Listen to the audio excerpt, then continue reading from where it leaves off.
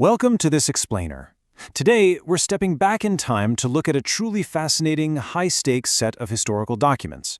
We're going to take a tense, step-by-step look into how a newly formed mid-20th century Indian republic formally structured the absolute ultimate punishment. I mean, what actually happens when the massive machinery of the state has to manage life, death, and the ticking clock of a mercy petition? Well, we're about to find out. Okay, let's start right off the bat with this chillingly formal quote directly from the text. "The execution of sentence shall in all cases be postponed, pending receipt of their orders." That single sentence really sets the tone for everything we're about to cover. Because you see, this explainer is ultimately about a rigid bureaucratic machine designed to act as a failsafe. It's all about how paperwork and procedure were in a way weaponized to ensure that no irreversible action was ever taken without explicit documented authorization. Okay, let's dive into this. Notice the typewriter ink, the faded paper, the mechanical precision of the formatting. This isn't just some abstract legal concept we're talking about. This is an actual, historical blueprint from the early days of post-independence India. It really grounds us in a specific era, doesn't it? A time when communication moved at the speed of the postal service or the telegraph, and every single keystroke on these pages quite literally carried the weight of a human life. So here's our roadmap for today. We'll literally follow the methodical, chronological path of the paperwork as the clock ticks down. First up, life, death, and bureaucracy. Then, the 7-day mercy window. Third, Supreme Court appeal protocols. Fourth, the superintendent's heavy burden. And finally, fail-safes and final orders. All right, let's kick things off with part 1, life, death, and bureaucracy. So, the documents outlined these distinct tracks for mercy petitions, and it depended entirely on jurisdiction. If a convict was in a Part A or Part B state, their petition had to be addressed to both the governor, or Raj Pramukh, and the President of India.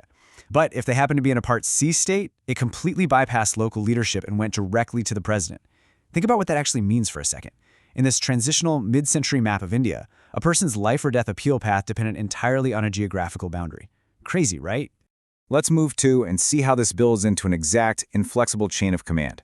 A mercy petition didn't just magically appear on the president's desk. It's like a giant puzzle. Step 1, the petition is addressed to the proper authorities. Step 2, in Part A and B states, it must first be sent to the state government for consideration. If the state rejects it, then we hit Step 3. It gets forwarded to the Ministry of Home Affairs. And here's the kicker. If the state decides to commute the sentence locally, the petition to the president is withheld entirely. It's this series of strict procedural gates, and every single gate absolutely must be formally opened before the next one is reached. Moving right along to Section 2, the 7-day mercy window. Imagine this, in the immediate aftermath of a convict exhausting their standard legal appeals, like the moment the Supreme Court dismisses their case, a frantic window opens up. The rules explicitly state a convict has exactly 7 days to submit a mercy petition. But here is the critical detail. Those 7 days are strictly exclusive of the date the jail superintendent informs the convict of the dismissal. So, day 0 doesn't count. They have 7 full subsequent days to draft and submit a plea for their life. Talk about a highly compressed timeline for such a monumental task. But wait, the ticking clock doesn't just stop once the petition is handed over. There's a secondary clock that starts ticking for the state itself. Once the jail superintendent dispatches that petition, a strict 15-day waiting period kicks in. The state literally holds its breath. And if no reply is received within those 15 days, the superintendent doesn't just shrug and proceed with the execution. No way. Instead, they are legally mandated to send a telegram drawing attention to the delay, explicitly stating they will not carry out the execution until a reply is received. The entire bureaucracy is designed to wait and demand an answer, rather than ever assuming one. Okay, Part 3, Supreme Court appeal protocols. The very moment an appeal to the Supreme Court is lodged, these automatic protocols just fire off. Executions are automatically postponed. But the most incredible rule here regards co-defendants. Check this out. If multiple people are sentenced to death in the exact same case and only one of them lodges an appeal to the Supreme Court, the execution is postponed for all of them. The system flat out refuses to execute one person if a higher court might overturn the underlying case for another. Plus, the literal second this happens, the convict's name and appeal particulars must be telegraphed immediately to the Ministry of Law and the Ministry of Home Affairs. And the strictness doesn't end there. Absolutely no action can be taken based on hearsay or assumptions. The text explicitly mandates that an execution cannot be carried out until after the receipt of the certified copy of the Supreme Court's judgment dismissing the appeal. A physical, authenticated piece of paper, a certified true copy, had to physically travel all the way from the highest court down to the local authorities before the wheels of execution could even think about turning again. That brings us to Section 4, the superintendent's heavy burden. So you might be wondering, with all these strict timelines, emergency telegrams, and certified copies flying all over the place, who actually manages this ticking clock? Who's the person making sure the gears of this massive machine don't slip and prematurely cost a person their life? Well, the answer is the jail superintendent. They bear the immense, honestly terrifying weight of managing this protocol at the boots-on-the-ground level. And man, they have an unforgiving checklist.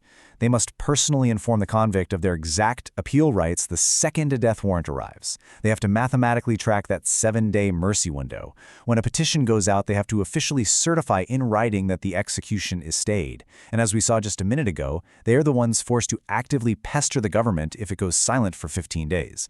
Their personal diligence is quite literally the ultimate safeguard against a fatal administrative error.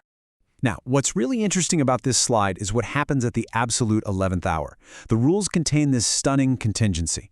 Let's say a convict submits a petition late, totally blowing past the standard window. If it is received by the superintendent later than noon on the day preceding the fixed execution date, they must halt everything, stop the clock. They are required to forward the petition at once and simultaneously fire off an emergency telegram stating the date of execution and that the sentence will not be carried out pending a reply.